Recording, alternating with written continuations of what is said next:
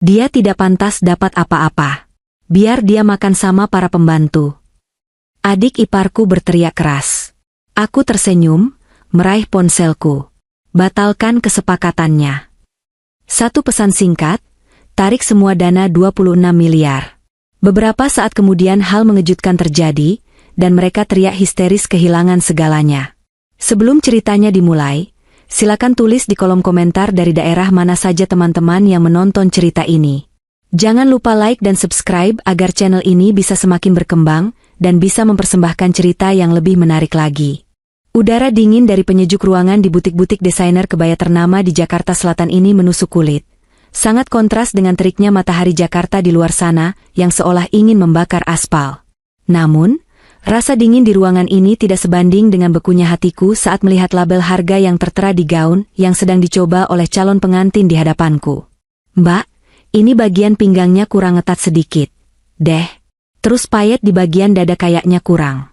Wah, aku mau ditambah kristal Swarovski asli ya, jangan yang KW.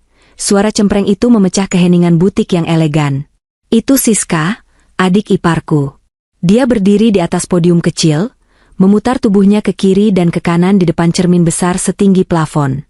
Dia menatap bayangannya sendiri dengan tatapan memuja, seolah dia adalah putri raja yang akan segera naik tahta. Sementara aku hanyalah rakyat jelata yang bertugas membayar upeti. Sang desainer, seorang pria parubaya dengan kacamata tebal yang menggantung di lehernya, tersenyum kaku. Dia melirik ke arahku sejenak, tatapan matanya seolah berkata, apakah Nyonya akan menyetujui penambahan biaya ini? Aku menghela napas panjang, memijat pelipisku yang mulai berdenyut. Siska, panggilku lembut, berusaha menahan emosi. Gaun itu harganya sudah 150 juta.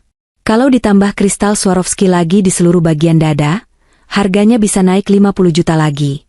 Bukannya budget kita untuk gaun maksimal 100 juta? Siska langsung cemberut. Wajahnya ditekuk, bibirnya manyun persis seperti anak kecil yang tidak dibelikan permen. Dia menatapku lewat pantulan cermin dengan tatapan sinis. Ih, Kak Bella kok hitung-hitungan banget sih? Ini kan pernikahan aku, Kak. Sekali seumur hidup. Masa aku harus pakai gaun yang biasa-biasa aja? Nanti apa kata teman-teman sosialitaku kalau gaunnya nggak berkilau? Siska merengek, nadanya meninggi. Aku menoleh ke arah suamiku, Arya, yang sedari tadi hanya duduk di sofa bludru sambil sibuk dengan ponselnya. Dia tampak tidak peduli dengan perdebatan kami, seolah-olah dia hanyalah ornamen di ruangan ini. Mas, panggilku. Bilang sama adikmu. Budget kita sudah bengkak. Kita masih harus bayar catering hotel dan dekorasi gedung yang harganya selangit itu. Arya mengangkat kepalanya perlahan. Wajahnya tampak lelah, atau mungkin dia hanya malas berkonfrontasi. Dia menatap Siska, lalu menatapku dengan pandangan memohon yang sudah sangat hafal kulihat selama 3 tahun pernikahan kami. Sayang. Arya berucap pelan, suaranya nyaris tak terdengar. Sabar ya. Siska kan adikku satu-satunya. Dia pengen tampil sempurna di hari bahagianya. Lagian, bonus tahunan kamu kan baru cair bulan lalu. Nggak apa-apalah, tambahin sedikit buat kebahagiaan keluarga.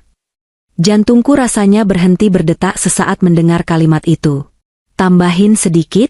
50 juta dia bilang sedikit? Bagi Arya, uang sepertinya turun dari langit.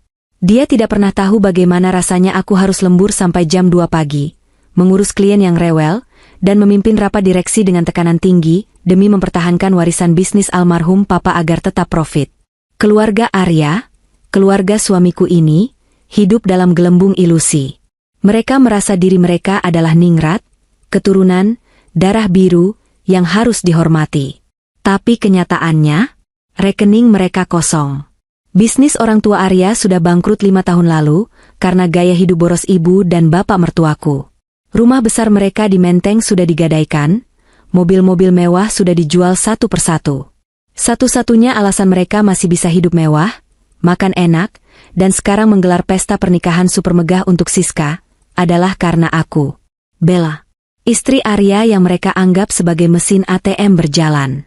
Mas, ini bukan masalah bonus aku cair atau enggak, kataku tegas, menatap mata Arya dalam-dalam. Total biaya yang sudah aku keluarkan untuk persiapan pernikahan Siska ini sudah menyentuh angka 15 miliar rupiah. 15 miliar? Mas? Itu uang yang sangat banyak. Dan sekarang dia minta tambah lagi. Kak Bella pelit. Siska tiba-tiba berteriak dari podium, memotong pembicaraan kami. Dia menghentakkan kakinya. Kalau kakak nggak mau bayarin, ya udah, aku nggak jadi nikah aja sekalian. Biar malu keluarga kita. Biar Kak Arya malu punya adik perawan tua. Sang desainer tampak semakin canggung. Dia mundur perlahan, memberi ruang bagi drama keluarga kami. Aku menatap Siska dengan tidak percaya. Siska, jaga bicaramu. Aku sudah belikan kamu 1 unit rumah di Pondok Indah sebagai hadiah pernikahan seharga 10 miliar. Aku sudah bayar sewa ballroom hotel bintang 5. Aku sudah bayar catering untuk 2.000 tamu.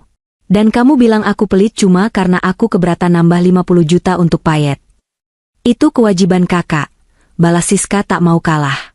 Kakak kan nikah sama Kak Arya, berarti kakak harus tanggung jawab sama keluarganya juga. Ibu bilang, harta istri itu harta suami juga. Jadi uang kakak itu uang Kak Arya, dan uang Kak Arya itu uang kami. Darahku mendidih. Logika macam apa itu? Tapi sebelum aku sempat meledak, Arya sudah berdiri dan memegang pundakku. Bel, sudah, Bel. Malu dilihat orang. Bisik Arya, meremas bahuku pelan. Turuti saja ya, biar cepat selesai. Kasihan ibu kalau tahu Siska nangis di tempat fitting. Nanti darah tinggi ibu kumat lagi. Kamu nggak mau kan disalahin kalau ibu sakit? Selalu begitu. Tameng mereka selalu kesehatan ibu mertua. Nanti ibu sakit. Nanti ibu stres, nanti ibu sedih. Dan Arya, laki-laki yang seharusnya menjadi imamku, menjadi pelindungku, justru menjadi orang pertama yang menyodorkan leherku untuk diperas oleh keluarganya. Dia terlalu takut pada orang tuanya, terlalu memanjakan adiknya, dan terlalu pengecut untuk membela istrinya. Aku menepis tangan Arya dari pundakku. Rasa kecewa itu kembali menumpuk, menjadi gunung es yang siap runtuh kapan saja. Aku menatap sang desainer yang masih menunggu keputusan. Pasang kristalnya, kataku dingin, tanpa menatap Siska. Buat tagihannya atas nama saya. Kirim ke kantor besok pagi. Yes. Makasih Kak Bella. Kakak emang ipar terbaik. Siska bersorak girang, wajah cemberutnya lenyap seketika berganti dengan senyum kemenangan yang menyebalkan. Dia kembali berputar di depan cermin, mengagumi dirinya sendiri, sama sekali tidak peduli bahwa dia baru saja menginjak-injak harga diriku. Arya tersenyum lega. Makasih ya, sayang. Kamu memang istri yang paling pengertian. Aku janji, nanti aku pijitin kamu di rumah. Aku tidak menjawab. Aku hanya mengambil tasku, berjalan keluar butik meninggalkan mereka. Panas matahari Jakarta yang menyengat kulitku saat keluar pintu terasa lebih hangat daripada perlakuan keluarga suamiku. Di dalam mobil, aku mencengkeram setir erat-erat hingga buku jariku memutih. Ponselku bergetar. Notifikasi dari bank masuk.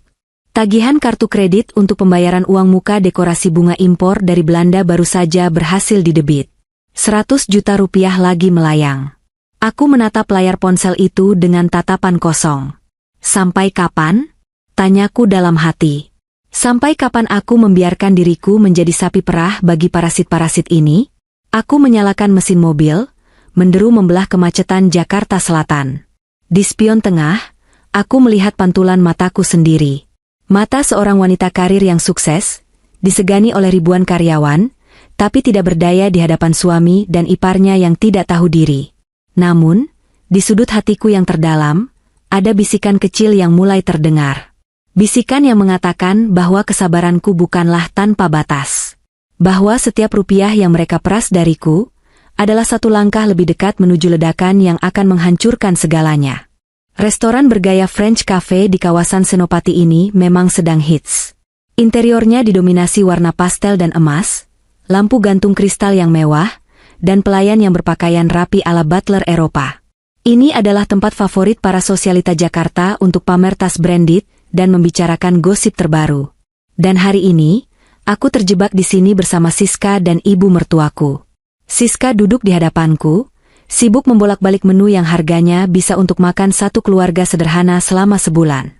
Ibu mertua duduk di sebelahnya, mengenakan setelan sutra yang, tentu saja, aku yang belikan bulan lalu. Beliau mengipasi dirinya dengan kipas lipat Brenda, meski ruangan ini sudah sangat dingin.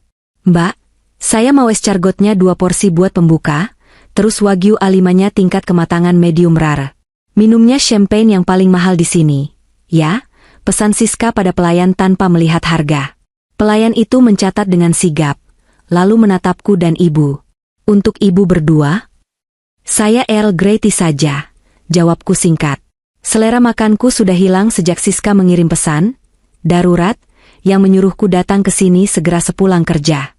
Katanya ada hal mendesak soal pernikahan. Saya samakan dengan anak saya, Siska. Tapi dagingnya jangan alot ya, gigi saya sensitif, sahut ibu dengan nada angkuh. Setelah pelayan pergi, Siska langsung meletakkan selembar brosur mengkilap di atas meja. Brosur itu bergambar menara Eiffel dan berbagai macam barang mewah. Kak Bella, Siska memulai, nada suaranya dibuat-buat manis. Aku tadi kepikiran soal souvenir pernikahan. Kayaknya pouch kulit yang kemarin kita pilih itu terlalu biasa deh. Kurang klasi. Aku mengerutkan kening. Pouch kulit itu harganya 500.000 per pieces, Siska. Dan kita pesan 2.000 buah. Itu sudah 1 miliar sendiri untuk souvenir. Kurang klasi bagaimana lagi? Siska mendecakkan lidah. Ya tapi kan itu merek lokal, Kak. Teman-temanku ada yang nikah souvenirnya parfum Jo Malone. Ada yang kasih scarf sutra. Masa aku cuma pouch lokal? Gengsi dong. Aku kan nikah sama anak pejabat, masa souvenirnya murahan? Anak pejabat yang bapaknya sudah pensiun dan tidak punya kuasa apa-apa lagi.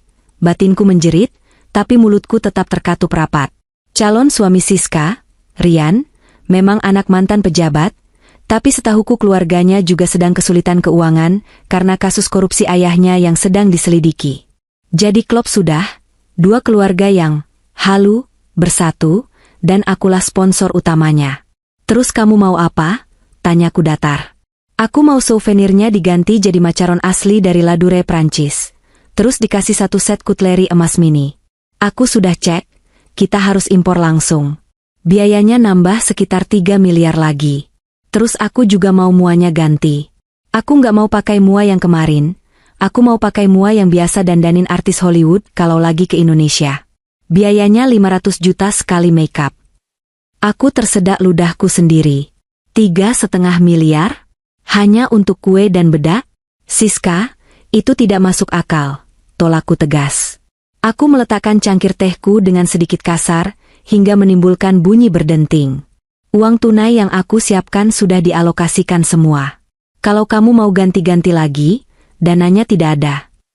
Tiba-tiba, ibu mertua yang sejak tadi sibuk memperhatikan kuku-kukunya yang baru dimanicure, berdeham keras. Dia menatapku tajam. Tatapan yang selalu berhasil membuat Arya menciut, tapi tidak denganku. Setidaknya, belum. Bella, suara ibu terdengar berat dan penuh penekanan. Kamu ini bicara apa? Dananya tidak ada? Jangan bohong sama ibu. Ibu tahu perusahaanmu baru saja dapat tender besar dari pemerintah. Keuntunganmu pasti ratusan miliar. Masa buat adik ipar sendiri minta 3 miliar saja kamu pelitnya minta ampun?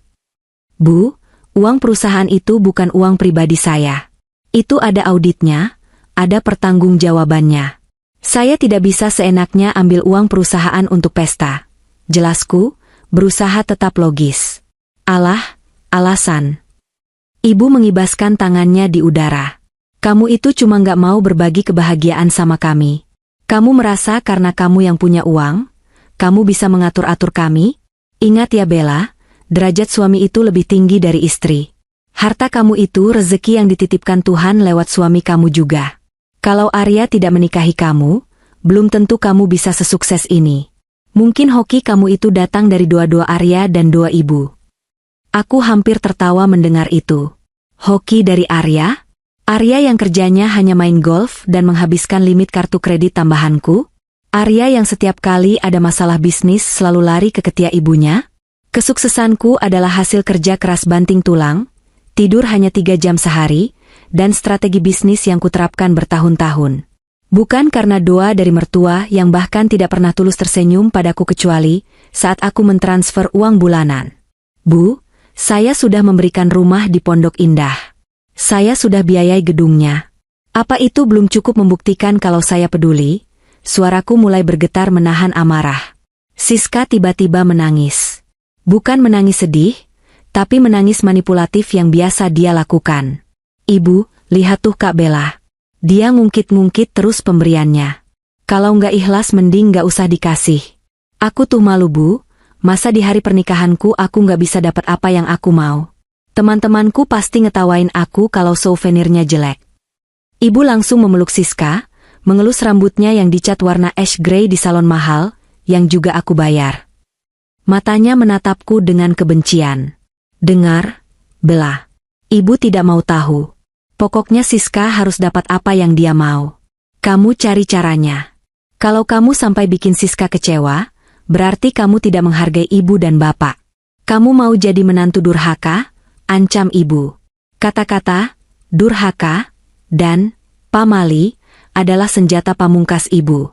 Dia tahu aku dibesarkan dalam keluarga yang sangat menghormati orang tua, dan dia menggunakan nilai-nilai itu untuk menindasku. Lagi pula, tambah ibu dengan nada meremehkan, apa gunanya kamu cari uang banyak-banyak kalau bukan untuk keluarga suami? Kamu kan belum bisa kasih cucu buat kami. Setidaknya, jadilah berguna dengan uangmu itu.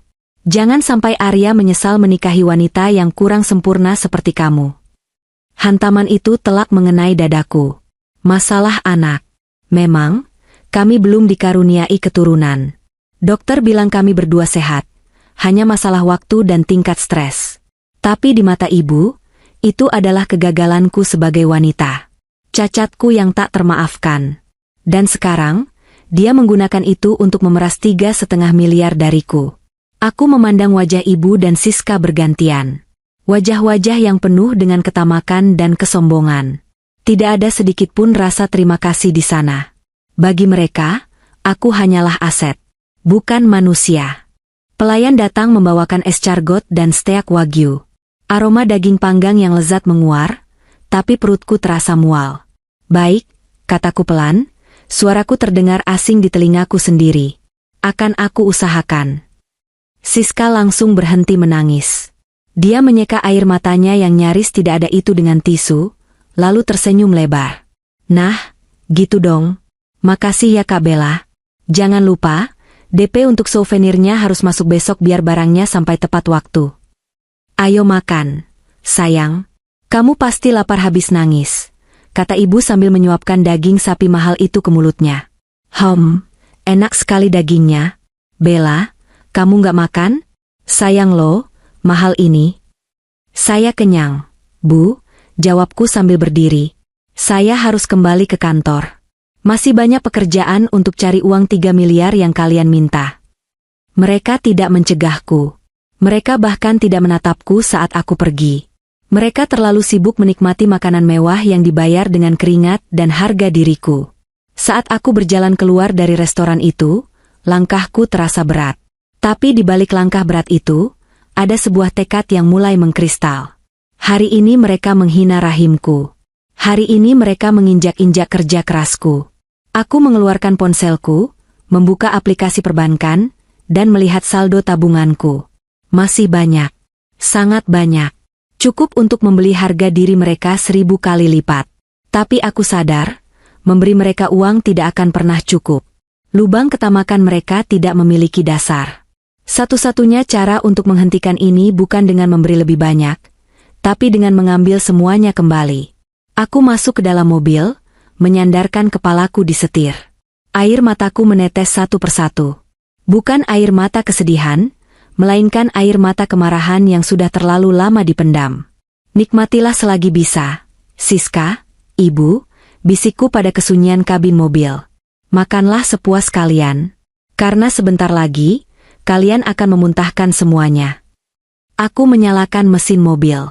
Rencana di kepalaku mulai tersusun rapi, bab demi bab, menuju sebuah akhir yang tak akan pernah mereka duga. Pesta pernikahan ini akan tetap berjalan, tapi bukan sebagai perayaan cinta Siska. melainkan sebagai panggung eksekusi bagi keserakahan mereka. Hujan turun dengan deras malam ini, memukul-mukul kaca jendela kamar tidur utama kami dengan ritme yang kacau, seakan mewakili gemuruh yang sedang berkecamuk di dalam dadaku. Jam dinding digital di nakas menunjukkan pukul 11 malam. Di luar sana, Jakarta mungkin sedang basah dan dingin, tapi di dalam kamar mewah seluas 60 meter persegi ini, udara terasa pengap dan menyesakan, meski pendingin ruangan sudah disetel di angka 18 derajat. Aku duduk di tepi ranjang ukuran king size, dikelilingi oleh tumpukan berkas tagihan, tablet, dan laptop yang masih menyala. Cahaya biru dari layar laptop memantul di wajahku yang lelah. Mataku perih. Bukan hanya karena kurang tidur, tapi karena angka-angka yang berderet di layar internet banking itu sungguh menyakitkan untuk dilihat. Saldo rekening pribadiku menyusut drastis. Sangat drastis. Dalam 3 bulan terakhir, aliran dana keluar dari rekeningku seperti air bah yang tak terbendung. Uang muka gedung, pelunasan dekorasi, tiket pesawat first class untuk keluarga besar Arya yang minta dijemput dari luar kota, hingga biaya perawatan kecantikan Siska dan ibu mertua yang nilainya setara dengan harga sebuah mobil LCGC. Dan puncaknya tadi siang, permintaan tambahan 3,5 miliar untuk souvenir dan makeup artis internasional. Aku menoleh ke sampingku.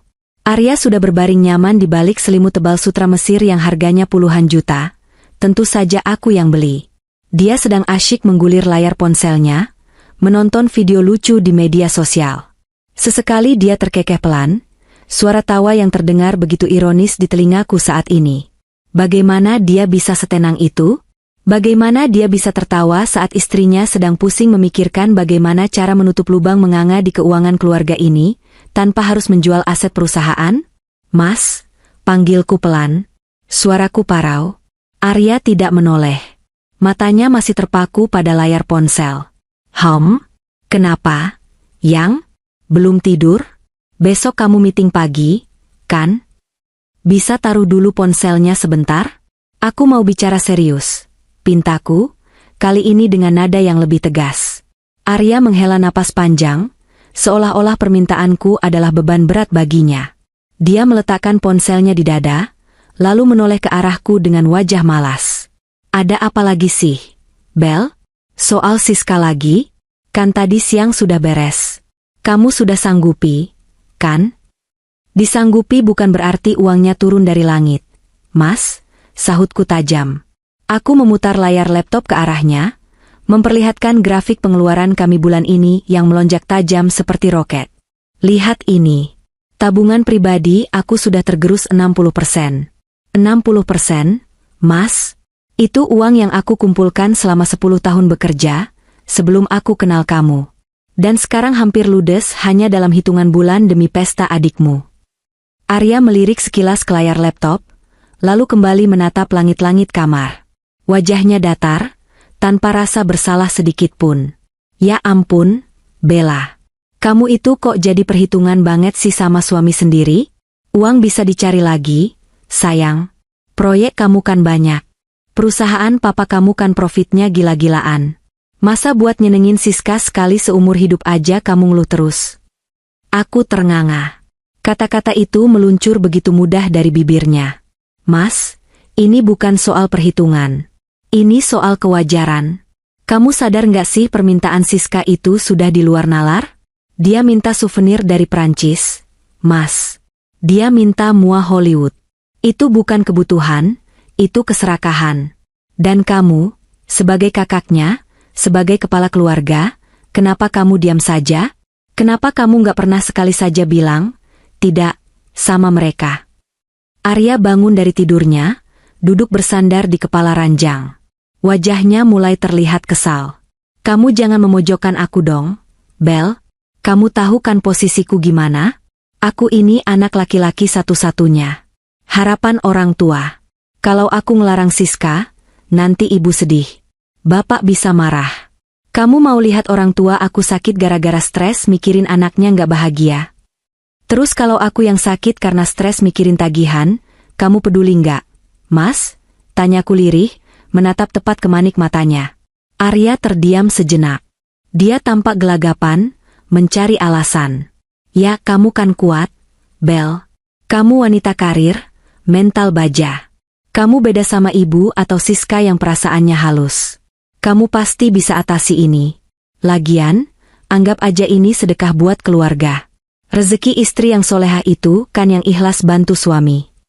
Air mataku menetes tanpa bisa kutahan. Rasanya sakit sekali.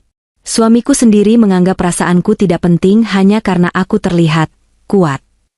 Dia memanfaatkan ketangguhanku sebagai alasan untuk tidak melindungiku. Dia berlindung di balik ketiak orang tuanya dan menjadikan aku tameng untuk menghadapi realita finansial yang pahit. Mas, kamu tahu nggak? Tadi siang ibu bilang, gunanya aku punya uang banyak itu ya buat biayain kalian, karena aku belum bisa kasih cucu. Suaraku bergetar menceritakan penghinaan itu. Kamu tahu betapa sakitnya hati aku? Dan kamu cuma diam saja makan steak. Arya menggaruk kepalanya yang tidak gatal. Ah, kamu baperan banget sih. Ibu itu cuma bercanda, Bel. Mulut orang tua kan emang gitu, suka ceplas-ceplos. Maksud ibu itu baik.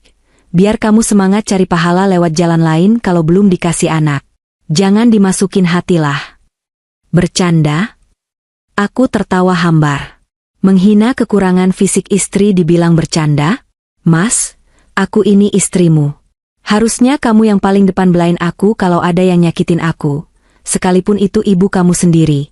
Tapi kamu bisu, Mas. Kamu tuli setiap kali mereka injak-injak harga diri aku. Arya mendengus kesal. Dia menyibakkan selimut dan turun dari ranjang. Mau kemana? Tanyaku. Keluar. Cari angin. Di sini panas, isinya orang ngomel-ngomel terus. Jawabnya Ketu sambil menyambar kunci mobil di nakas. Kamu tuh ya, kalau mau tidur ya tidur aja. Nggak usah drama malam-malam. Bikin pusing. Arya berjalan keluar kamar, membanting pintu dengan keras hingga bingkai foto pernikahan kami yang tergantung di dinding sedikit miring. Aku terdiam kaku di tempat dudukku. Suara langkah kaki Arya terdengar menjauh, lalu disusul suara mesin mobil sport, yang cicilannya juga aku yang bayar, menderu meninggalkan rumah. Dia pergi. Dia meninggalkanku sendirian lagi dengan masalah yang dibuat oleh keluarganya. Malam itu, di tengah hujan yang semakin deras, aku akhirnya menyadari satu hal yang selama ini aku sangkal mati-matian. Aku sendirian dalam pernikahan ini. Tidak ada kami. Yang ada hanya aku sebagai sapi perah, dan mereka sebagai lintah yang tidak akan pernah kenyang sebelum darahku habis. Aku menatap layar laptopku lagi. Pesan dari manajer investasiku berkedip di pojok layar. Bu Bella, untuk pencairan dana 3,5 miliar, apakah jadi dieksekusi besok? Mohon konfirmasinya karena harus likuidasi beberapa obligasi. Tanganku gemetar di atas keyboard. Rasa cinta yang dulu membuatku buta perlahan mulai terkikis, digantikan oleh rasa dingin yang mematikan. Aku menutup laptop itu perlahan tanpa membalas pesan tersebut.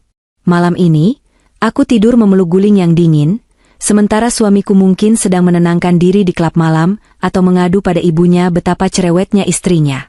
Biarlah. Biar dia menikmati kebebasannya malam ini. Karena tidak lama lagi, kebebasan itu akan menjadi barang mewah yang tak sanggup dia beli. Di keheningan kamar, aku berjanji pada diriku sendiri. Ini adalah air mata terakhir yang aku teteskan untuk ketidakpedulian Arya. Aroma dupa dan melati yang menyengat langsung menyambut hidungku begitu aku melangkahkan kaki masuk ke ruang tengah rumah mertuaku di kawasan Menteng. Rumah tua bergaya kolonial dengan langit-langit tinggi ini sebenarnya megah, namun aura suram dan lembab begitu terasa. Cat dindingnya mulai mengelupas di beberapa sudut, tertutup oleh lukisan-lukisan leluhur berbingkai emas yang sudah kusam. Perabotan kayu jati ukiran Jepara memenuhi ruangan, berdebu tebal di sela-sela ukirannya, menjadi saksi bisu kejayaan masa lalu yang kini tinggal kenangan. Hari ini adalah acara pengajian jelang pernikahan Siska. Puluhan tamu, yang sebagian besar adalah kerabat jauh dari keluarga besar Arya, sudah memadati ruangan. Mereka duduk bersila di atas karpet Persia yang warnanya sudah memudar, mengenakan pakaian serba putih yang terlihat mahal. Aku baru saja tiba setelah bergelut dengan kemacetan Jakarta, membawa serta 3 mobil box berisi nasi kotak premium dan bingkisan souvenir pengajian yang aku pesan khusus dari vendor langganan pejabat. Total ada 500 paket. Aku jugalah yang harus memastikan catering prasmanan tertata rapi di halaman belakang, karena ibu mertua tidak mau repot mengurus urusan dapur.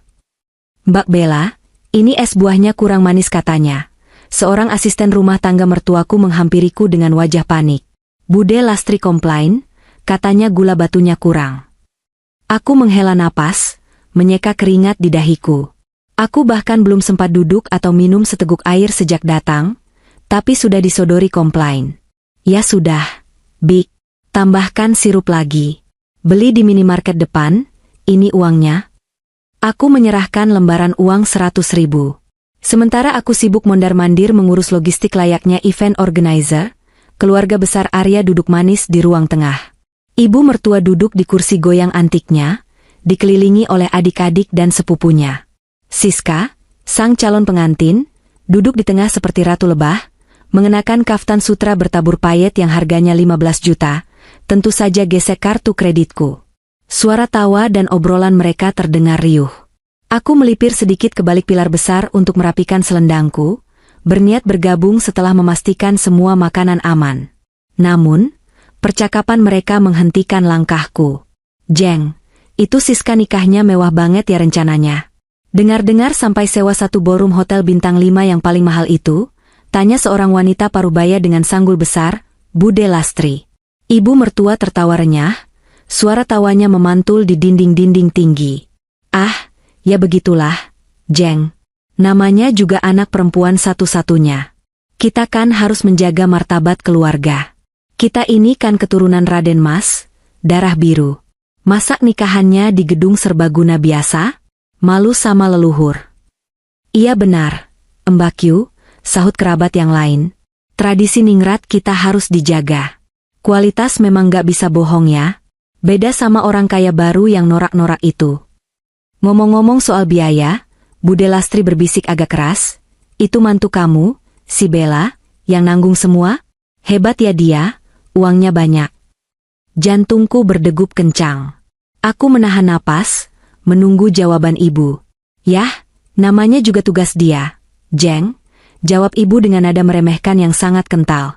Si Bella itu kan aslinya orang kampung. Bapaknya cuma pedagang yang kebetulan nasibnya bagus jadi pengusaha. OKB, orang kaya baru. Nggak ada darah bangsawannya sama sekali. Makanya dia harus tahu diri. Dia bisa masuk ke keluarga kita, bisa menyandang nama belakang keluarga Arya yang terhormat ini, itu sudah anugerah besar buat dia. Jadi wajar dong kalau dia bayar, upeti, buat keluarga kita. Tanganku yang memegang ujung selendang meremas kain itu kuat-kuat. Orang kampung? Upeti? Bapakku merintis bisnis dari nol dengan keringat darah, bukan dengan menjual nama leluhur seperti mereka. Betul tuh, Bu, suara Siska terdengar menimpali. Dia sedang berbicara dengan temannya yang duduk di sebelahnya, seorang wanita muda dengan tas branded yang kuyakin KW super. Gue tuh sebenarnya agak males ya punya kakak ipar kayak dia. Orangnya kaku, kerja melulu, nggak asik diajak gaul. Selera fashionnya juga ngebosenin. Tapi kan dia tajir melintir. SIS, teman Siska terkikik. Enak dong lo, minta apa aja diturutin. Itu cincin berlian lo juga dari dia kan? Ya iyalah, jawab Siska bangga sambil memamerkan jari manisnya. Untung kakak gue, Mas Arya, pinter milih istri. Biarpun si Bella itu nggak selevel sama kita. Secara bibit bebet bobot kita kan ningrat asli, sedangkan dia cuma pedagang, tapi seenggaknya dompetnya tebal. Jadi gue bisa manfaatin buat gaya hidup gue. Anggap aja dia itu manajer keuangan gratisan. Gelak tawa meledak di lingkaran kecil itu. Jahat banget lo, SIS, seru temannya, tapi nadanya penuh kekaguman. Biarin aja, dia juga nggak bakal berani macem-macem. Dia kan bucin banget sama Mas Arya. Lagian, dia mandul, nggak bisa kasih anak. Jadi posisinya lemah banget di sini. Kalau dia macem-macem, tinggal gue suruh Mas Arya ancam cerai, pasti dia langsung nurut lagi kayak kerbau dicocok hidung. Duniaku rasanya berputar. Langit-langit rumah tua itu seolah runtuh menimpaku. Rasa panas menjalar dari dada, naik ke leher, hingga ke wajahku. Telingaku berdengung. Selama ini aku tahu mereka memanfaatkanku. Aku tahu mereka matre. Tapi mendengarnya langsung, dengan kata-kata sekejam itu, nggak selevel. Kerbau dicocok hidung. Mandul. Mereka sedang memakan makanan yang aku beli. Mereka duduk di bawah naungan AC yang listriknya aku bayar. Siska memakai baju yang aku belikan. Dan inilah balasan mereka? Menertawakanku di belakang punggung, menganggapku rendahan hanya karena aku bukan keturunan bangsawan bangkrut seperti mereka? Arya ada di sana juga. Duduk tak jauh dari Siska. Dia mendengar semuanya. Dia mendengar istrinya disebut OKB, kerbau, dan dihina soal anak. Dan apa yang dia lakukan? Aku mengintip sedikit. Arya hanya tersenyum simpul sambil menyeruput kopinya. Dia tidak membela. Dia tidak menegur adiknya. Dia menikmati lelucon itu. Dia menikmati penghinaan terhadap istrinya sendiri, demi menjaga keharmonisan semu dengan keluarganya. Rasa sakit di hatiku perlahan berubah bentuk. Rasa perih itu memadat, mengeras, menjadi bongkahan es yang tajam. Sesuatu di dalam diriku patah hari itu. Rasa hormatku pada Arya, rasa kasihan pada ibu mertua, dan rasa sayangku pada Siska sebagai adik, semuanya musnah tak bersisa. Aku menarik napas panjang, menelan ludah yang terasa pahit. Aku tidak akan melabrak mereka sekarang. Tidak di sini. Itu terlalu mudah. Itu terlalu kampung, menurut standar mereka. Jika mereka menganggapku hanya sebagai dompet tebal, maka aku akan menunjukkan pada mereka apa yang terjadi jika dompet itu tertutup selamanya. Jika mereka begitu bangga dengan darah biru mereka, aku akan biarkan darah biru itu menyelamatkan mereka saat tagihan-tagihan raksasa itu datang menagih. Aku memutar tubuh, berjalan menjauh dari ruang tengah. Bukan untuk pergi, tapi untuk melanjutkan peranku. Aku berjalan menuju dapur, menyapa para asisten rumah tangga dengan senyum yang paling manis, meski hatiku sedang merencanakan kehancuran. Big, tolong pastikan semua tamu makan enak ya hari ini, kataku pada asisten rumah tangga. Pastikan mereka kenyang. Karena mungkin, ini terakhir kalinya mereka bisa makan enak dengan gratis. Maksudnya apa, Nyonya? Tanya si Bibik bingung. Tidak apa-apa, Big. Lanjutkan saja kerjanya. Aku kembali ke teras belakang, mengambil ponselku. Kubuka kontak pengacara kepercayaanku. Aku mengetik pesan singkat. Pak, tolong siapkan draft perjanjian pemisahan harta dan rekapitulasi semua aset yang diatasnamakan suami atau keluarganya tapi dibayar oleh saya. Saya butuh datanya lengkap minggu depan. Aku menatap langit Jakarta yang mulai senja. Warna merah di langit itu tampak seperti warna amarahku. Pesta pernikahan Siska tinggal menghitung hari. Dan aku, Bella, si OKB, yang tidak selevel ini, akan memastikan pesta itu menjadi kenangan yang tak terlupakan bagi keluarga Ningrat ini. Kenangan tentang bagaimana rasanya jatuh dari menara gading ke dalam lumpur kemiskinan. Jarum jam di tangan kiriku menunjukkan pukul 8:15 malam. Aku berlari kecil menyusuri lorong marmer restoran private dining, paling eksklusif di Jakarta Pusat ini. Suara hak sepatu tinggiku, stiletto 7 cm yang sudah kupakai sejak jam 7 pagi tadi, beradu nyaring dengan lantai, menciptakan gema yang menandakan ketergesa-gesaan. Napasku terengah-engah. Rambutku yang biasanya tertata rapi kini sedikit lepek karena keringat. Blazer kerjaku kusut di bagian lengan. Aku baru saja menyelesaikan meeting maraton yang alot dengan klien dari Jepang demi memastikan pencairan dana termin kedua proyek konstruksi. Dana yang sebagian besarnya akan langsung tersedot untuk melunasi catering malam ini, dan sisa pembayaran gedung pernikahan Siska besok lusa. Malam ini adalah acara rehearsal dinner, atau makan malam gladi resik. Acara intim yang hanya dihadiri keluarga inti dan bridesmaids. Seharusnya aku datang lebih awal, tapi klienku menahan negosiasi hingga detik terakhir. Aku bahkan tidak sempat pulang untuk mandi atau berganti pakaian. Aku langsung memacu mobil dari kawasan industri Cikarang menuju pusat Jakarta, menahan lapar dan lelah yang luar biasa. Ruang VVIP Cempaka. Bu, ucap resepsionis dengan senyum sopan saat aku menyebutkan nama reservasi. Aku mengangguk, menarik napas panjang di depan pintu ganda berukir emas itu. Aku mencoba merapikan anak rambutku, memoles sedikit lipstik agar wajah pucatku terlihat lebih segar. Tahan, Bella, batinku. Tinggal sedikit lagi. Setelah pesta ini selesai, kamu bisa istirahat. Aku mendorong pintu itu. Hawa dingin yang menusuk dan aroma masakan mewah, campuran truffle, daging panggang premium, dan wine mahal, langsung menyambutku. Di tengah ruangan yang didominasi lampu kristal gantung raksasa, Sebuah meja panjang tertata apik dengan taplak sutra putih dan peralatan makan perak. Semua mata tertuju padaku. Di sana, keluarga suamiku tampak berkilauan. Siska mengenakan gaun koktail berwarna champagne yang memamerkan bahunya. Wajahnya glowing sempurna hasil perawatan klinik kecantikan kemarin. Ibu mertua tampak agung dengan kebaya modern berbahan brokat Prancis. Bahkan Arya, suamiku, terlihat gagah dengan setelan jas navy yang baru dibelinya minggu lalu. Mereka tampak seperti keluarga kerajaan di sampul majalah. Sementara aku merasa seperti itik buruk rupa yang tersasar di pesta angsa. Ya ampun, Bella, kamu telat banget sih, sembur Siska tanpa basa-basi. Dia tidak menanyakan kabarku, tidak bertanya kenapa aku berkeringat, dia hanya menatap jam tangannya dengan wajah jengkel. Kita semua udah nungguin dari tadi tahu nggak? Chefnya sampai marah karena makanannya keburu dingin. Aku menunduk sedikit, merasa bersalah.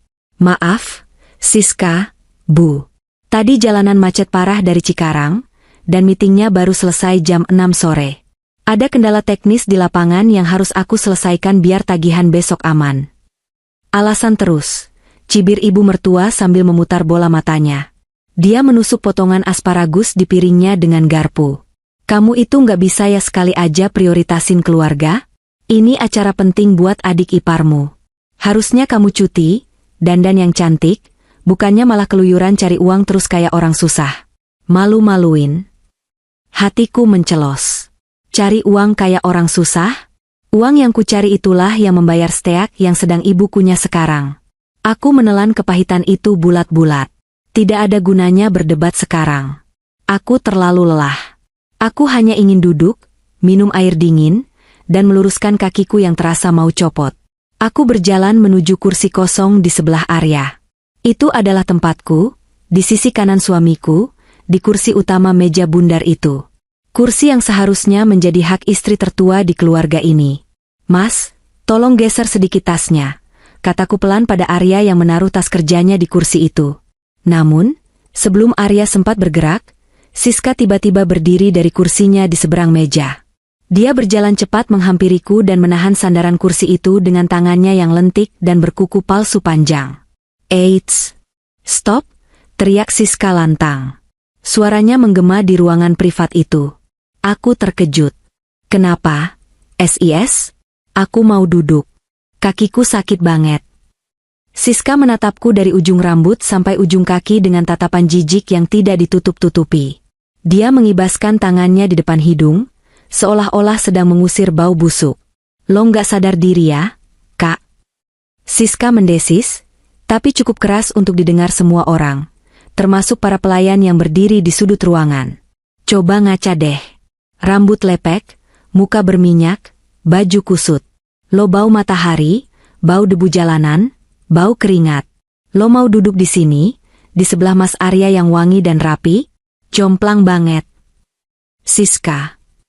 Aku mencoba menyela, tapi dia memotongku dengan kasar. Enggak, gue nggak mau ada lo di meja VIP ini, bentak Siska. Nanti fotografer mau ambil foto candid keluarga makan malam. Kalau ada muka lo yang kucel kayak pembantu baru pulang pasar, ngerusak estetik foto gue.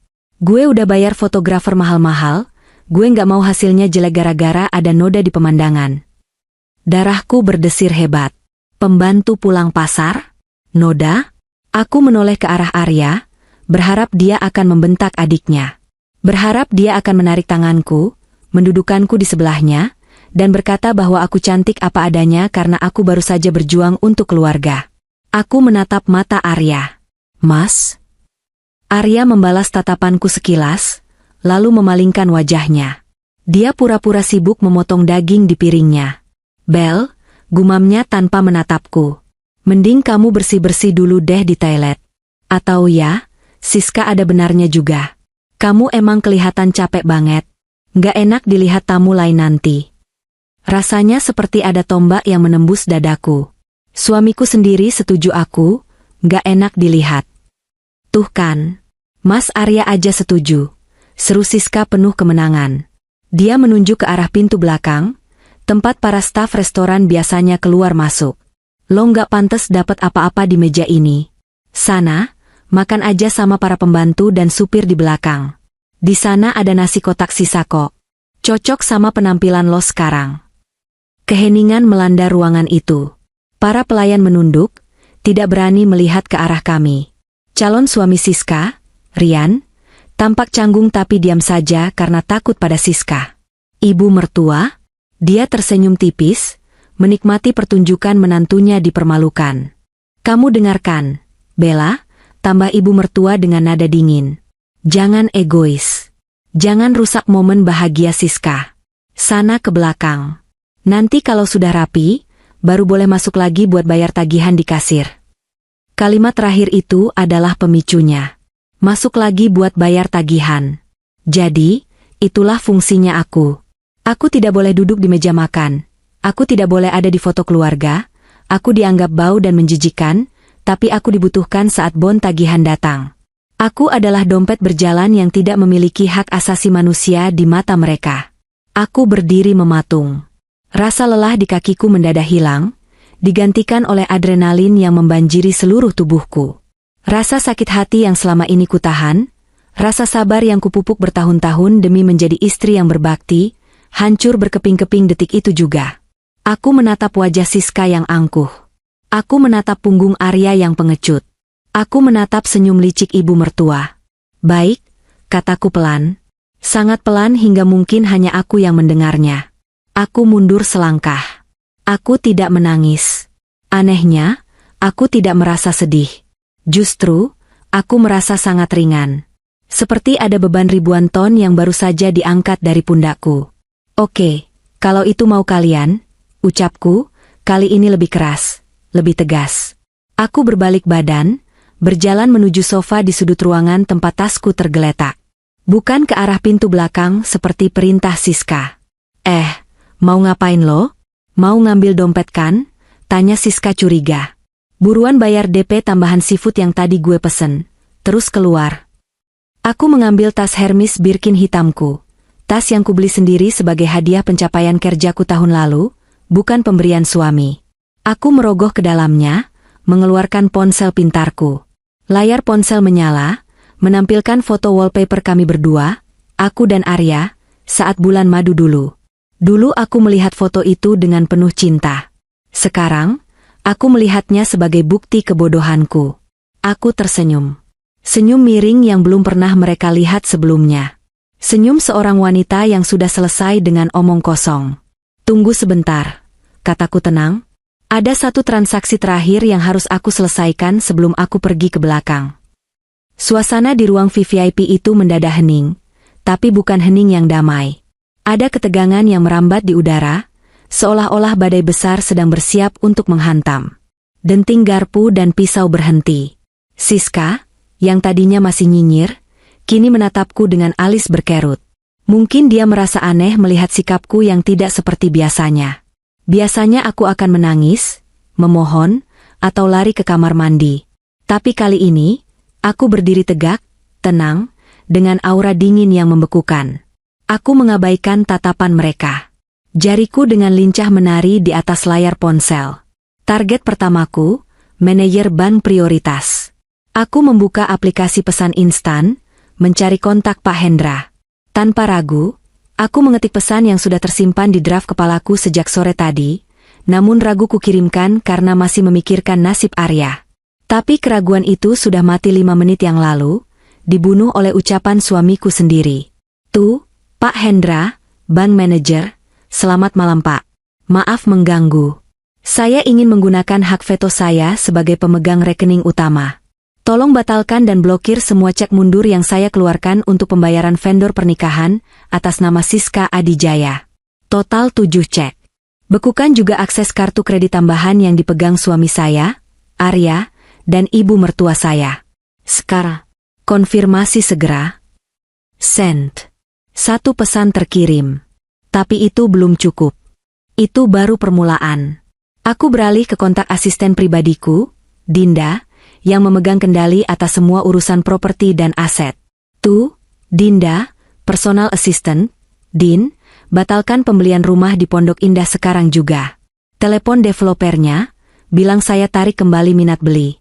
DP 5 miliar minta di-refund atau hanguskan saja, saya tidak peduli. Yang penting batalkan akad jual belinya. Lalu hubungi pihak Hotel Mulia, bilang penanggung jawab pembayaran atas nama Bella mengundurkan diri. Tarik semua deposit. Asap. Sent. Total nilai yang sedang kutarik detik ini juga, 26 miliar rupiah. Biaya pesta, rumah mewah, bulan madu ke Eropa, hingga gaun pengantin yang sedang di-finishing. Semuanya lenyap dalam 2 kali ketukan jari. Aku menurunkan ponselku, menarik napas lega. Rasanya nikmat sekali. Jauh lebih nikmat daripada steak wagyu yang ada di meja mereka. Bel, kamu ngapain sih main HP terus? Cepetan bayar dong. Ini pelayannya udah nungguin buat closing bill. Arya akhirnya bersuara, mulutnya penuh dengan makanan. Dia bahkan tidak menatapku. Aku menatap Arya dengan tatapan kosong. Sudah, Mas. Sudah aku urus semuanya. Urusan pembayaran sudah selesai. Nah gitu dong. Seru Siska girang sambil bertepuk tangan kecil. Dari tadi kek. Udah sana lo pergi. Enek gue lihat muka lo. Aku tidak beranjak. Aku berdiri di sana, menghitung detik dalam hati. 1, 2, 3. Tring. Ponsel Siska yang tergeletak di meja berbunyi nyaring. Notifikasi pesan masuk. Disusul ponsel Arya. Dan ponsel ibu mertua. Bunyi notifikasi itu bersahut-sahutan seperti orkestra kehancuran. Siska menyambar ponselnya dengan kesal. Siapa sih ganggu malam-malam? Paling all shop. Kalimatnya terhenti di tenggorokan. Matanya membelalak lebar, menatap layar ponsel. Wajahnya yang tadinya merona karena blush on, seketika memucat seperti mayat. Mulutnya terbuka, tapi tidak ada suara yang keluar. Siska? Kenapa? Tanya ibu mertua bingung. Tiba-tiba ponsel ibu juga berdering. Telepon masuk. Halo? Ibu mengangkat teleponnya dengan nada angkuh. Siapa ini? Saya sedang makan malam pening. Ibu terdiam. Gelas wine di tangan kanannya gemetar, lalu terlepas dari genggamannya. Prang! Gelas kristal itu pecah berkeping-keping di lantai, menumpahkan cairan merah yang tampak seperti darah di atas karpet putih. Apa maksud kamu dibatalkan? Teriak ibu histeris ke gagang telepon.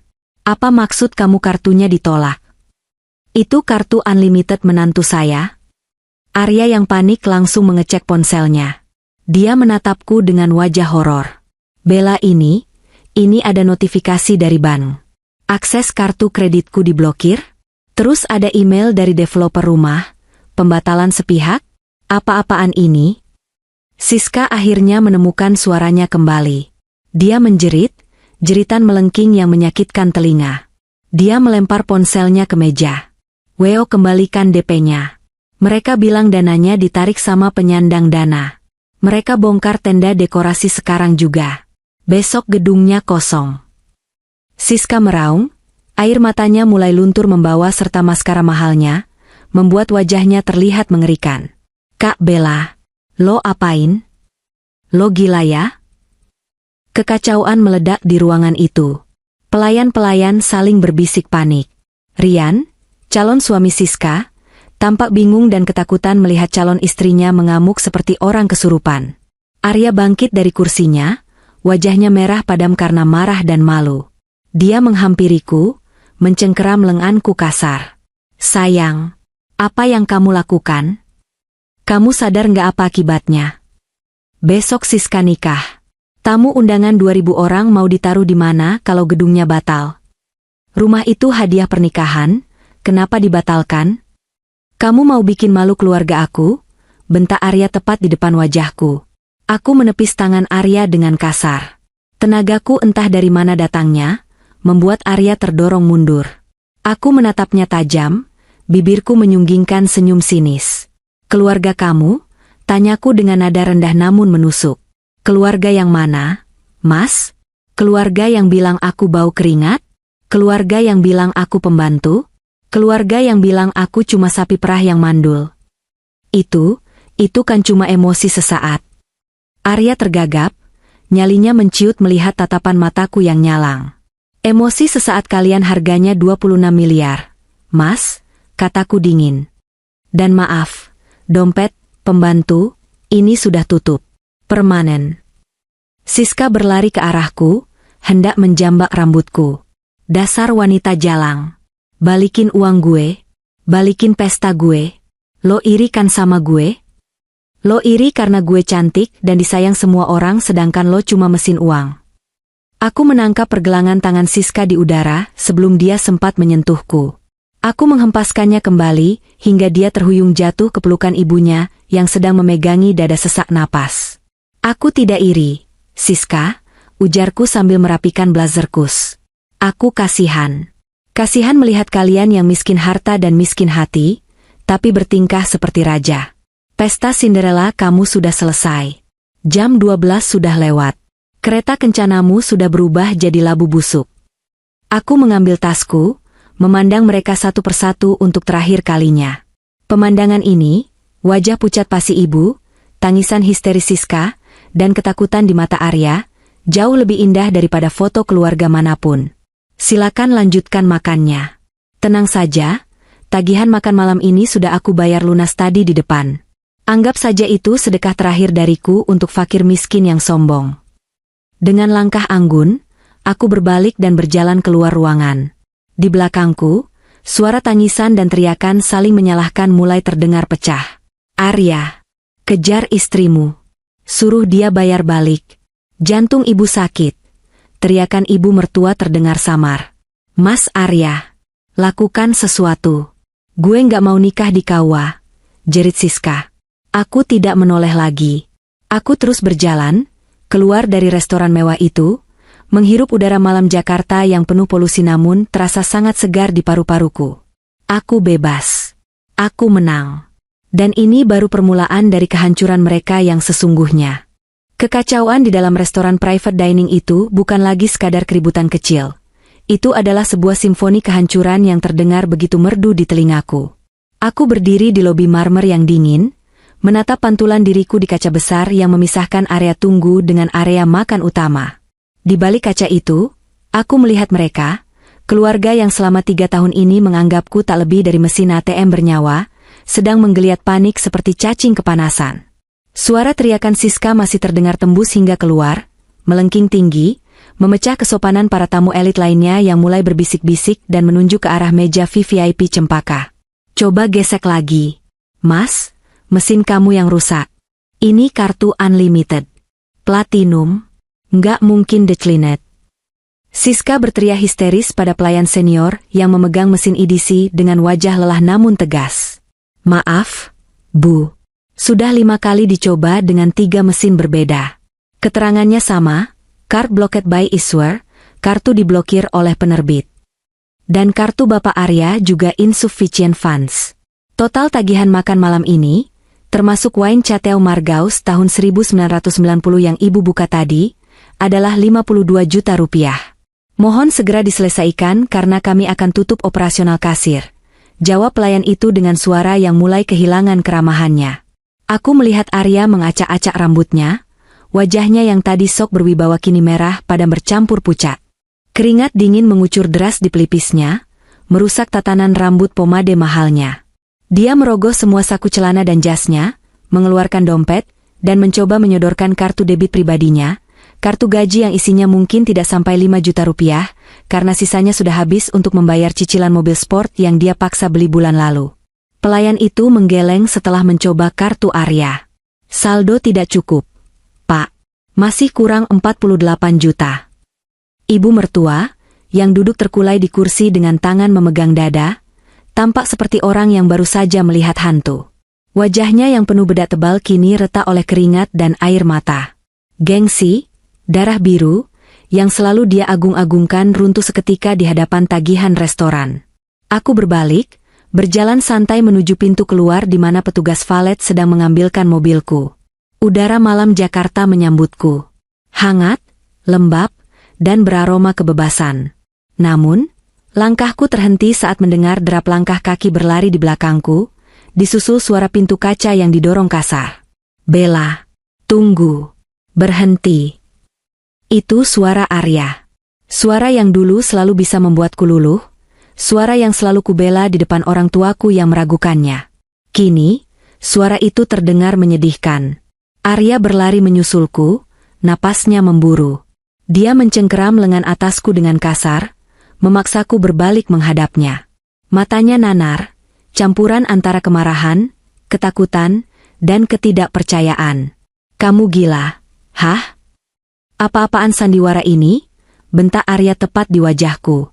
Bau wine dan daging mahal menguar dari napasnya, mengingatkanku pada makanan yang dibeli dengan uangku. Masuk ke dalam sekarang. Bayar tagihannya. Kamu mau bikin aku malu di depan Rian? Di depan manajer restoran? Mereka mau panggil polisi kalau kita nggak bayar.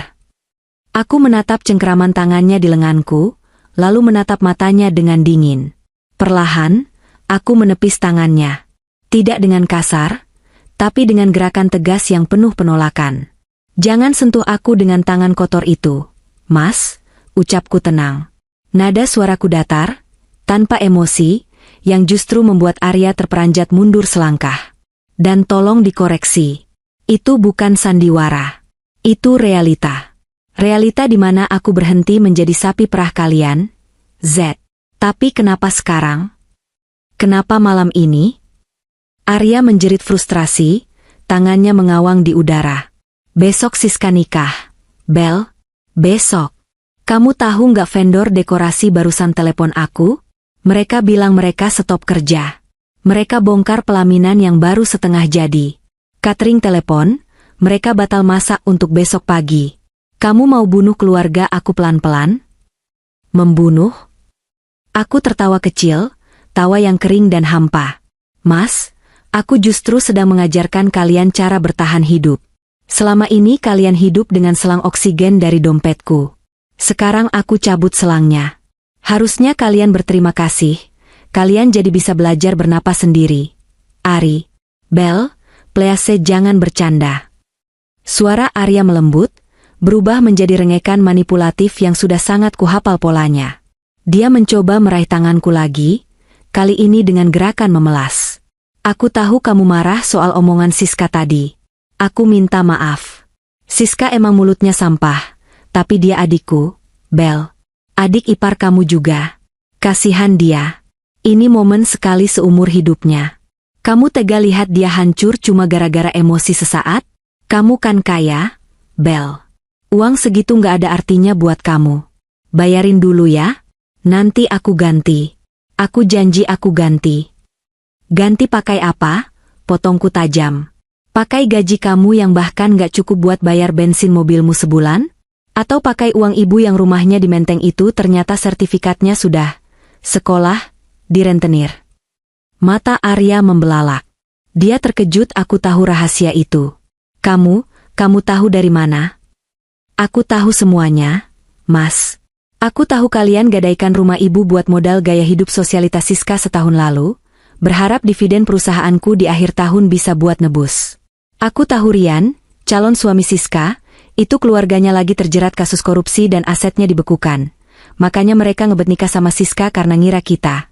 Maaf, aku, kaya raya dan bisa jadi penolong. Aku melangkah maju mendekati Arya, memaksanya mundur karena terintimidasi. Kalian itu bukan cuma benalu, Mas. Kalian itu penipu. Kalian menjebak aku dalam pernikahan ini, hanya untuk jadi sponsor kehidupan mewah kalian. Dan malam ini, di meja makan tadi, saat Siska bilang aku, bau keringat, dan pembantu. Saat ibu bilang aku, mandul. Dan saat kamu, suamiku sendiri, cuma diam dan setuju aku diusir ke dapur belakang, saat itulah aku sadar. Investasi aku di keluarga ini sudah rugi total. Jadi aku cut loss. Aku tutup buku. Pintu lobi terbuka lagi. Kali ini Siska yang keluar, diseret oleh dua security berbadan tegap. Siska meronta-ronta, gaun champagne-nya yang mahal terlihat kusut, satu tali bahunya putus karena dia memberontak. Lepasin gue. Gue tuntut kalian semua. Kakak gue orang kaya. Ipar gue konglomerat. Jerit Siska seperti orang gila. Saat melihatku berdiri di dekat mobil, matanya menyala penuh kebencian. Hai Habela. Perempuan jalang. Bayar ini. KTP gue ditahan. HP gue disita. Lo sengaja ya bikin gue malu? Dia mencoba menerjangku, tapi security menahannya kuat-kuat. Maaf, Bu. Mohon selesaikan pembayaran atau kami panggil polsek terdekat, tegas salah satu security. Ibu mertua muncul di belakang Siska, dipapah oleh manajer restoran. Wajah ibu pucat pasi, bibirnya gemetar. Dia menatapku dengan tatapan memelas yang dibuat-buat, tatapan yang biasanya dia gunakan kalau minta dibelikan tas Hermes baru. Bel, Nak? Ibu bersuara parau.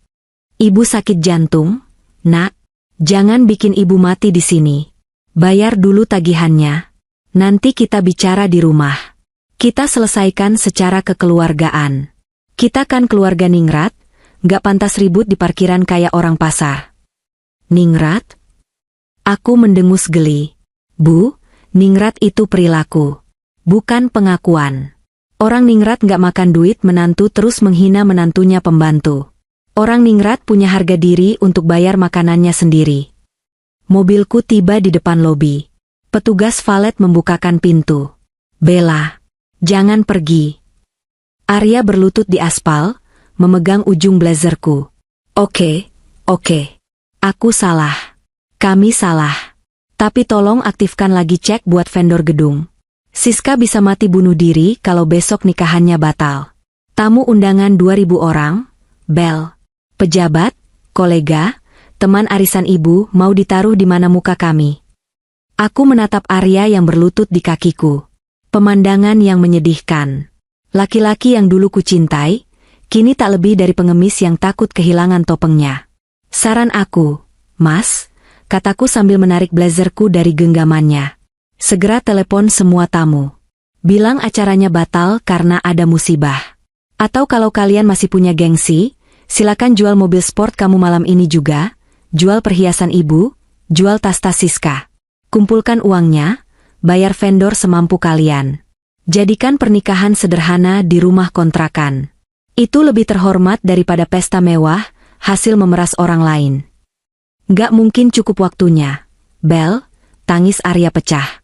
Itu bukan masalahku, jawabku dingin. Aku masuk ke dalam mobil, duduk di jok kulit yang nyaman. Mas Rian pergi, Kak. Siska tiba-tiba berteriak di sela tangisnya. Mas Rian barusan dia batalin nikah. Dia bilang keluarga kita penipu. Dia blokir nomor aku. Ini gara-gara lo, Bella. Lo hancurin masa depan gue. Aku menurunkan kaca jendela sedikit, menatap Siska yang meraung-raung di lantai lobi. Masa depanmu hancur bukan karena aku, Siska. Tapi karena keserakahanmu sendiri. Anggap saja ini kado pernikahan dariku. Pelajaran hidup bahwa di dunia nyata, Cinderella kalau jahat gak akan dapat pangeran. Dia bakal jadi upik abu selamanya. Aku menekan tombol power window, kaca jendela naik perlahan menutup jeritan histeris mereka. Aku menginjak pedal gas. Mesin mobil menderu halus, membawaku menjauh dari restoran itu, meninggalkan 3 manusia yang sedang menghadapi kiamat kecil mereka. Malam itu, kiamat sebelum fajar. Sepanjang perjalanan pulang ke apartemen pribadiku, sebuah penthouse di Jakarta Selatan yang kubeli sebelum menikah dan tidak pernah kuberitahu Arya, ponselku terus bergetar. Ratusan notifikasi masuk. Grup WhatsApp, keluarga besar Adijaya, meledak. Bude Lastri, ini benar acaranya batal?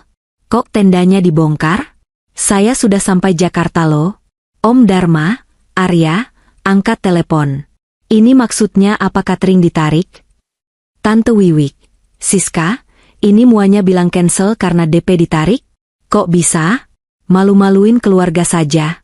Aku membaca pesan-pesan itu dengan senyum tipis, lalu menekan tombol, keluar dari grup. Malam itu, aku bisa membayangkan apa yang terjadi pada mereka.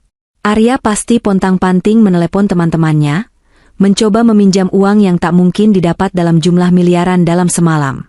Ibu mertua mungkin sedang menjual koleksi berliannya ke toko emas kenalan dengan harga jatuh, hanya untuk menebus Siska dari restoran agar tidak ditahan polisi. Dan Siska sang tuan putri pasti sedang menghancurkan kamarnya sendiri, menangisi nasibnya ditinggal calon suami yang ternyata sama-sama bangkrut. Keesokan harinya, pesta hantu. Pagi harinya, aku bangun dengan perasaan paling segar yang pernah kurasakan selama bertahun-tahun. Tidak ada alarm subuh untuk menyiapkan sarapan Arya. Tidak ada pesan teror dari ibu mertua yang minta diantar ke salon. Aku menyalakan televisi sambil menikmati kopi. Berita lokal menayangkan liputan singkat tentang pembatalan pernikahan mewah yang viral. Rupanya, beberapa tamu undangan yang tidak membaca pesan pembatalan sudah terlanjur datang ke gedung hotel. Di layar TV, terlihat suasana ballroom hotel bintang 5 yang tragis. Pintu gerbang tertutup setengah. Di dalamnya, ballroom raksasa itu kosong melompong. Tidak ada pelaminan megah bertabur kristal yang diimpikan Siska. Tidak ada ribuan bunga impor. Hanya lantai karpet kosong dan beberapa rangka besi tenda yang belum sempat diangkut vendor. Seorang reporter mewawancarai salah satu tamu yang kebingungan, seorang ibu-ibu dengan kebaya mewah. Ya saya kaget. Mbak, undangannya jam 10 pagi. Saya datang kok sepi. Gedungnya kosong kayak lapangan bola. Katanya dibatalkan karena masalah dana, padahal keluarganya kan katanya ningrat kaya raya. Kecewa banget saya, sudah dandan dari subuh. Aku tertawa lepas. Benar-benar tertawa, teleponku berdering. Nomor tak dikenal, tapi aku tahu itu pasti dari pihak Arya. Mungkin Arya meminjam HP orang lain karena nomornya sudah kublokir. Aku membiarkannya berdering sampai mati. Hari itu, Siska tidak jadi menjadi ratu sehari. Dia menjadi lelucon seabad. Media sosial mulai ramai. Akun gosip memposting foto undangan mewah Siska disandingkan dengan foto gedung kosong. Komentar netizen begitu kejam dan jujur, makanya kalau miskin jangan sok keras. Kasihan iparnya, pasti udah capek banget nanggung beban hidup keluarga parasit. Ini definisi, karma instan, jalur VIP. Aku meletakkan cangkir kopiku. Babak pertama selesai. Pesta Cinderella sudah runtuh menjadi debu. Sekarang, saatnya masuk ke babak kedua, memastikan mereka tidak punya tempat untuk berteduh dari badai yang mereka ciptakan sendiri. 1 minggu pasca tragedi, Sabtu Kelabu, itu, hidupku berubah drastis menjadi sangat tenang, sementara hidup keluarga Arya berubah menjadi neraka dunia. Aku duduk di ruang tunggu Pengadilan Agama Jakarta Selatan. Ruangan itu dingin, berbau pembersih lantai dan tumpukan kertas perkara. Aku mengenakan setelan kerja terbaikku, blazer putih bersih yang melambangkan lembaran baru, dengan kacamata hitam yang menyembunyikan tatapan tajamku. Di sebelahku, Pak Teguh, pengacara senior yang kubayar mahal, sedang merapikan berkas gugatan setebal bantal. Bu Bella, ini rekapitulasi aset Gonogini. Sesuai perjanjian pranikah yang ibu tanda tangani dulu, yang untungnya Mas Arya tidak pernah baca dengan teliti karena dia terlalu malas. Semua aset yang ibu beli atas nama ibu, tetap menjadi milik ibu. Termasuk rumah yang ditempati orang tua Arya jika sertifikatnya sudah ditebus, dan mobil-mobil yang dipakai mereka. Jelas Pak Teguh. Bagus, jawabku singkat. Pintu ruang mediasi terbuka. Arya keluar lebih dulu, disusul ibu mertua. Penampilan mereka menyedihkan. Baru seminggu, tapi Arya terlihat 10 tahun lebih tua. Wajahnya kusam, matanya berkantung hitam tebal, dan kemejanya terlihat kusut tak disetrika. Jelas dia tidak punya asisten rumah tangga lagi. Ibu mertua lebih parah lagi. Wanita yang biasanya tampil bak ratu Inggris itu kini memakai daster batik yang ditutup jaket longgar. Rambutnya yang biasanya disasak tinggi kini diikat asal-asalan dan beruban. Dia berjalan pincang, wajahnya layu seperti bunga yang dicabut dari tanah. Saat melihatku, mata Arya berbinar sekilas, harapan semu muncul di sana. Dia setengah berlari menghampiriku. Bella. Arya berseru, suaranya parau. Dia hendak memelukku tapi Pak Teguh langsung pasang badan, menghalanginya dengan tas kerja. Maaf Pak Arya, mohon jaga jarak dengan klien saya, tegas Pak Teguh. Klien? Dia istri saya, bentak Arya, lalu menatapku dengan mata berkaca-kaca. Bel, tolong hentikan ini. Cabut gugatannya. Aku hancur, Bel. Hancur sehancur-hancurnya. Siska kabur dari rumah karena dikejar debt collector vendor. Ibu stroke ringan gara-gara malu sama tetangga. Aku dipecat dari kantor karena bolos terus ngurusin masalah ini. Kami nggak punya apa-apa lagi. Aku membuka kacamata hitamku, menatap Arya tanpa rasa iba sedikit pun. Itu konsekuensi, Mas. Bukan urusanku, jawabku datar. Kamu kok kejam banget sih? Ibu mertua tiba-tiba berteriak, suaranya gemetar menahan amarah. Kamu istri macam apa? Suami lagi susah malah ditinggal. Di mana hati nurani kamu? Ingat Bella, surga istri itu ada pada rida suami. Kalau Arya nggak rida, kamu nggak akan masuk surga. Aku tersenyum sinis. Senjata agama lagi. Selalu itu yang mereka pakai saat terdesak. Bu, kataku lembut namun menusuk. Neraka dunia saya sudah lunas saya bayar selama 3 tahun hidup sama kalian. Sekarang saya mau bikin surga saya sendiri. Dan di surga saya, tidak ada parasit. Kami dituntut 5 miliar sama vendor. Bel. Arya memotong, air matanya menetes. 5 miliar. Dari mana kami dapat uang segitu? Rumah ibu di Menteng sudah disita Bank Lusa kemarin. Kami sekarang tinggal di kontrakan petak di gang sempit. Mobil ditarik Leasing. Siska sekarang kerja jadi SPG rokok buat makan. Kamu tega? Mendengar Siska bekerja jadi SPG rokok, membuat sudut bibirku berkedut ingin tersenyum. Sang putri yang minta gaun kristal Swarovski, kini harus berdiri di pinggir jalan menawarkan rokok pada laki-laki hidung belang demi sesuap nasi. Karma itu memang puitis. Tega? Tanyaku balik. Mas, ingat waktu aku sakit tifus setahun lalu? Aku diopname, infus di tangan, tapi ibu malah telepon marah-marah karena aku lupa transfer uang arisan? Ingat waktu aku pulang jam 2 pagi dari luar kota, lelah setengah mati, tapi di rumah berantakan bekas pesta Siska dan kalian suruh aku yang bersin karena pembantu lagi pulang kampung? Di mana kata, tega, kalian waktu itu? Arya terdiam, mulutnya ternganga tapi tak ada suara yang keluar. Memori-memori kekejaman mereka sendiri kini berbalik menyerang mereka. Pak Teguh, silakan lanjutkan prosesnya. Saya tidak mau mediasi. Saya mau cerai. Titik. Aku berdiri, mengenakan kembali kacamata hitamku, dan berjalan pergi meninggalkan mereka yang masih mematung di lorong pengadilan.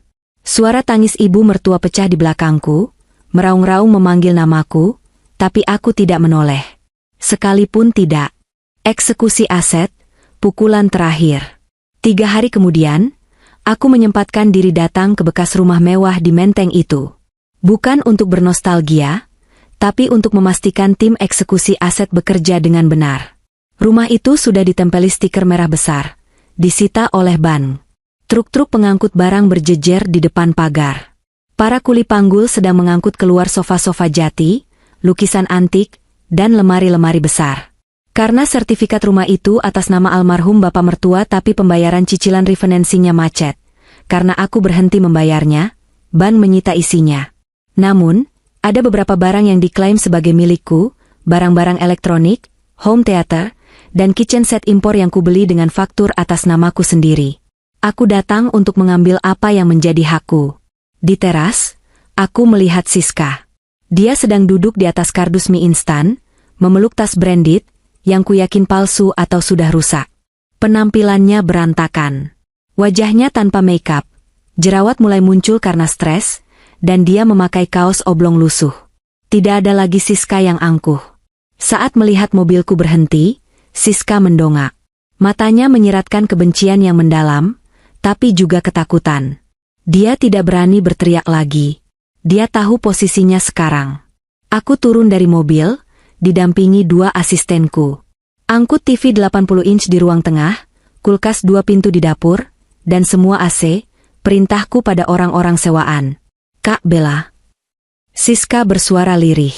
Suaranya serak. Tega banget sih lo. TV itu kan satu-satunya hiburan ibu. Kulkas itu buat nyimpen obat insulin ibu. Lo mau ambil juga?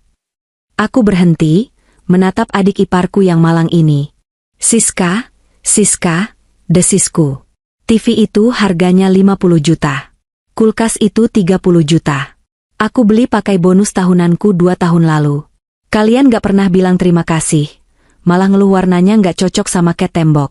Sekarang, silakan beli kipas tangan dan termos es batu. Itu lebih cocok sama budget kalian. Gue benci sama lo, desis Siska, air matanya mengalir. Gue sumpahin hidup lo gak tenang. Uang gak bisa beli kebahagiaan. Mungkin, Jawabku santai sambil mengecek daftar barang di tabletku. Tapi uang bisa beli kenyamanan, harga diri, dan tiket first class ke Eropa. Dan bagiku, itu bentuk kebahagiaan yang sangat nyata. Daripada hidup miskin, terlilit utang, dan dibenci semua orang seperti kamu. Siska terdiam. Dia membenamkan wajahnya ke lutut, menangis sesenggukan. Aku melihat ibu mertua sedang berdebat dengan petugas bank di dekat pagar. Dia berusaha mempertahankan lampu gantung kristal tua. Ini warisan leluhur. Nggak boleh dibawa, teriak ibu. Maaf bu, ini masuk daftar inventaris lelang, jawab petugas bank tegas, lalu memerintahkan anak buahnya mencopot lampu itu. Ibu mertua histeris, lalu jatuh pingsan, kali ini pingsan sungguhan, di atas rumput halaman yang mulai tinggi tak terawat. Arya yang baru datang naik ojek online, berlari panik membopong ibunya. Aku melihat pemandangan itu dari jauh dengan perasaan datar. Dulu, aku pasti sudah berlari panik, menelepon ambulans VIP, dan membiayai pengobatan terbaik. Sekarang, aku hanya menoleh ke asistenku. Sudah semua barangnya? Sudah, Bu Bella. Bagus. Ayo kita pergi. Di sini udaranya pengap. Bau kemiskinan dan karma. Aku masuk kembali ke mobil, meninggalkan drama keluarga itu untuk selamanya. Mereka kehilangan rumah, kehilangan harta, dan yang paling menyakitkan bagi mereka, kehilangan status sosial. Mereka kini hanyalah orang biasa, bahkan lebih rendah, yang harus berjuang keras hanya untuk makan besok. Bandara Soekarno-Hatta, penerbangan menuju kebebasan. Seminggu kemudian, suasana lounge first class di Terminal 3 Internasional begitu kontras dengan kontrakan peta keluarga Arya. Di sini hening, harum kopi Arabica dan pastry hangat menguar, dan alunan musik jazz lembut menenangkan saraf. Aku duduk di kursi kulit reclining yang menghadap langsung ke landasan pacu. Di meja kecil di sampingku, segelas champagne dingin berbuih halus menunggu untuk dinikmati. Aku mengecek tabletku. Email masuk dari Pak Teguh. Subjek, akta cerai update terakhir. Selamat siang Bu Bella. Selamat, putusan Verstek sudah keluar karena pihak tergugat tidak hadir di sidang kedua dan ketiga. Akta cerai resmi sudah terbit. Ibu resmi kembali lajang. Update tambahan, Arya Adijaya terkonfirmasi bekerja sebagai driver taksi online menggunakan mobil sewaan. Siska Adijaya terlacak menjual akun Instagramnya untuk bayar utang pinjol. Ibu mereka dirawat di RSUD menggunakan BPJS kelas 3. Aku tersenyum puas membaca laporan itu. Bukan karena aku jahat, tapi karena keadilan akhirnya menemukan jalannya. Rian, mantan calon suami Siska, kemarin sempat menghubungiku lewat LinkedIn. Dia mencoba mengajak bertemu, katanya ingin meminta maaf mewakili Siska, dan menjajaki peluang bisnis. Aku tahu akal bulusnya. Dia tahu aku kaya raya dan sekarang janda. Dia pikir dia bisa menggantikan posisi Arya sebagai parasit baru. Langsung kublokir. Aku tidak akan jatuh ke lubang yang sama 2 kali. Aku menyesap champagneku. Rasanya manis, asam, dan segar. Rasa kemenangan. Panggilan terakhir untuk penumpang Garuda Indonesia tujuan Amsterdam, GAN 088. Pengumuman itu terdengar merdu. Aku menghabiskan minumanku, mengambil tas tangan Hermes, yang kini terasa lebih ringan karena tidak ada lagi beban, keluarga suami, di dalamnya, dan berdiri dengan anggun. Aku berjalan menuju Garbarata. Di luar sana, Eropa menungguku. Musim gugur di Paris, belanja di Milan, dan menikmati coklat panas di Swiss. Aku akan menghabiskan uangku untuk diriku sendiri. Memanjakan tubuh dan jiwaku yang selama ini terabaikan. Sebelum melangkah masuk ke pesawat, aku berhenti sejenak. Aku menoleh ke belakang, menatap langit Jakarta yang abu-abu. Di suatu tempat di bawah sana, di sebuah gang sempit yang panas, ada 3 orang yang sedang menyesali kesombongan mereka seumur hidup. Mereka mungkin sedang bertengkar memperebutkan lauk makan siang, atau saling menyalahkan siapa yang membuat ATM berjalan, mereka pergi. Selamat tinggal, Arya. Selamat tinggal, keluarga parasit, bisikku pada angin. Terima kasih sudah menjadikanku monster. Monster yang sekarang sangat mencintai dirinya sendiri. Aku berbalik, melangkah masuk ke kabin pesawat yang mewah. Senyumku mengembang sempurna. Pesta Cinderella sudah usai. Tikus-tikus sudah kembali ke selokan. Dan sang ratu? Dia baru saja memulai petualangan barunya, terbang tinggi menembus awan,